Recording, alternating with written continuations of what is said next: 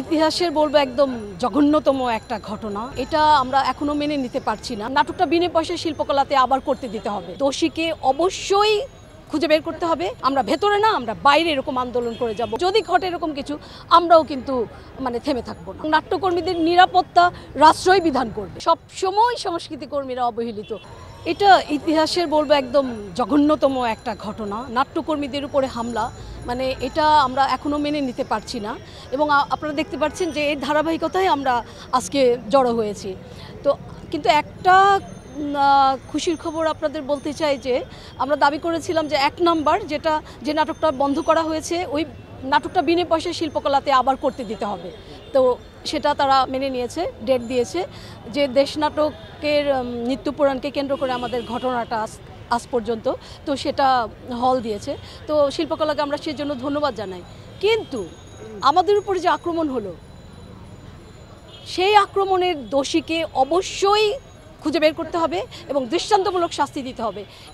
এটা যদি বন্ধ না হয়, আমরা নাটক চালিয়েই যাব। আমরা ভেতরে না, আমরা বাইরে এরকম আন্দোলন করে যাব। কারণ মামুনুর রশিদ ঘরে ঘরে জন্মা না। মামুনুর রশিদ একটাই, এবং উনি একটা বাংলাদেশের কনস্টিটিউশন বলতে গেলে। আমাদের থিয়েটার অঙ্গনে উনি আমাদের ছায়া, উনি আমাদের বটবৃক্ষ। সো উনার উপরে ডিম ছুঁড়ে মারা, এটা আমরা মেনে নিব না। আমরা অবশ্যই তীব্র নিন্দা জানাই এবং আমরা বলবো যে অবশ্যই কে এটা করেছে তাদেরকে ধরে দৃষ্টান্তমূলক শাস্তি দিতে হবে, যাতে কোনোদিন তারা ভবিষ্যতে এই ধরনের ঘটনা না ঘটায়। নাটক আমার প্রিয় পিতা, নাটক আমার মাতা গান।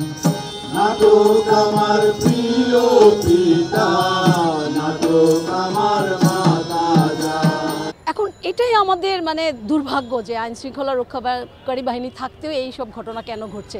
তো একটা জিনিস যে আজকে দেখতে পাচ্ছেন যে আগে থেকেই আমাদের পুলিশ প্রশাসনের সব লোকজন এসেছে, হয়তো তারা প্রোটেকশন দেওয়ার জন্যই এসেছে যাতে এই ধরনের ঘটনা না ঘটে।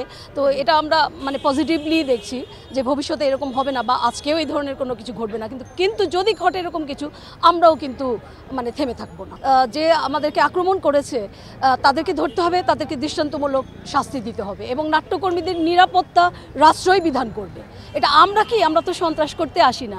নাট্যকর্মীরা তো লাঠিসোঁটা নিয়ে নাটক করতে আসবে না যে সারাক্ষণ আমরা একটা ভয়ে থাকবো। তো এই ভয়টা যেন রাষ্ট্র আমাদেরকে দূর করে এবং রাষ্ট্র যেন আমাদের সমস্ত নাট্যকর্মীদের নিরাপত্তার ব্যবস্থা করে, এটা করতে হবে। আমাদের রাষ্ট্রের কাছে আমাদের জোর দাবি এটা, যে আমরা নির্বিঘ্নে যেরকম অতীতে নাট্যচর্চা করেছি, ভবিষ্যতে আমরা সেরকম নির্বিঘ্নে নাট্যচর্চা চালিয়ে যেতে চাই। সব সময় আমরা নিগৃহীত, সব সময় সংস্কৃতি কর্মীরা অবহেলিত। বাজেট দেখলে আমাদের কান্না পায় রীতিমতো। সব কিছুতে এত বাজেট, আর সংস্কৃতি কর্মীদের জন্য যেন ওনাদের হাতটা খুলেই না, হৃদয়টা যেন খুলেই না।